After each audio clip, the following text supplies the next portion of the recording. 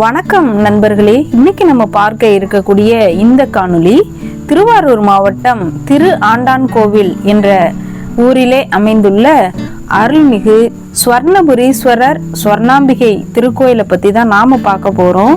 வாங்க காணொளிக்குள் போகலாம். இந்த தலத்தில் வீற்றிருக்கக்கூடிய இறைவனின் பெயர் ஸ்வர்ணபுரீஸ்வரர் என்ற செம்பொன் நாதர்.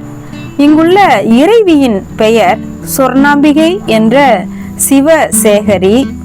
இந்த தலத்திற்கு தல விருட்சமாக வன்னி மரம் உள்ளது. தீர்த்தமாக திரிசூல கங்கை உள்ளது. தேவார பாடல் பெற்ற திருத்தலமாக உள்ளது.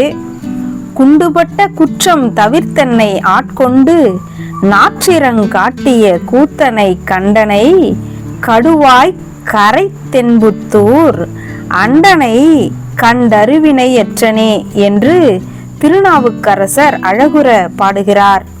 இந்த தலத்தின் தல வரலாறு தான் என்ன?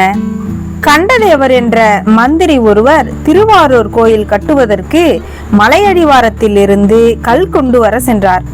அவர் மீண்டும் வருவதற்கு அன்றைய தினம் இரவாகி போனது. தினமும் சிவ தரிசனம் செய்வதை வாடிக்கையாக வைத்திருந்தார். சிவ தரிசனம் செய்துவிட்டுதான் சாப்பிடவே செல்வார். அன்றைய தினம் இருட்டிய காரணத்தால் சாலையோரமாக படுத்துவிட்டார். ஈசன் இவருடைய கனவில் தோன்றி, நான் இங்குதான் வன்னி மரத்தடியில் இருக்கிறேன், என்னை வந்து பார்த்துவிட்டு சாப்பிடு என்றார். திடுக்கிட்டு கண் விழித்த கண்டதேவர் அங்கு வந்து பார்த்தபோது ஈசன் சொன்ன மாதிரியே ஒரு லிங்கம் அங்கு வன்னி மரத்தடியில் இருந்தது. உடனே ஈசனை வணங்கினார். பிறகு திருவாரூர் கோயில் கட்ட கொண்டு செல்லும் அந்த பொருட்களை எல்லாம் கொஞ்சம் கொஞ்சமாக இங்கு வைத்துவிட்டு செல்வார். பிறகு சேர்த்த பொருள்களை கொண்டு இங்கு ஒரு ஆலயத்தையும் கட்டி முடித்தார். ஒரு முறை நடந்த நிகழ்வுகளை தன்னுடைய மன்னனிடம் கூறினார். மன்னரும் இந்த தலத்திற்கு வந்தார். உடனே இந்த தலத்திற்கு செலவிட்ட அனைத்து செலவினங்களையும், அதனால் உனக்கு கிடைத்த தர்மத்தையும் எனக்கு கொடு என்றார். உடனே மந்திரியார், மன்னித்து விடுங்கள் மன்னா, மன்னா என் உயிரை வேண்டுமானாலும் கொடுப்பேன், ஆனால் தர்மத்தை மட்டும் கொடுக்க மாட்டேன் என்றார். உடனே மன்னனுக்கு கடும் கோபம் வந்தது. என் சொத்தில் இருந்து தானே கட்டினாய், ஆகவே என் சொத்தை திருடிய குற்றத்திற்காக இந்த சந்நிதி முன்னே உன்னுடைய தலையை வெட்டுகிறேன் என்றார். உடனே அவருடைய தலையானது வெட்டப்பட்டது. வெட்டப்பட்ட கண்டதேவரின் தலையானது பூமியில் விழும் முன் இறைவா என்றது.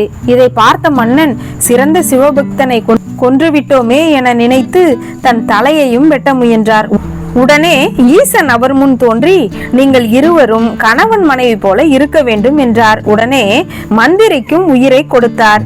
இருவருக்கும் காட்சியளித்து ஈசன் மறைந்தார். இந்த தலத்திலே சித்திரை மாதத்தில் சூரிய கதிர்களானது ஈசன் மீது படுவது ஒரு விசேஷமாக உள்ளது. இந்த காட்சியை காண்பதற்காகவே ஏராளமான பக்தர்கள் இந்த தலத்திற்கு வருகின்றனர். அருள்மிகு ஸ்வர்ணபுரீஸ்வரர் ஸ்வர்ணாம்பிகையின் அருள் அனைவருக்கும் கிடைக்கட்டும். நன்றி, வணக்கம் நண்பர்களே. மீண்டும் நல்ல ஒரு காணொளியில் சந்திப்போம்.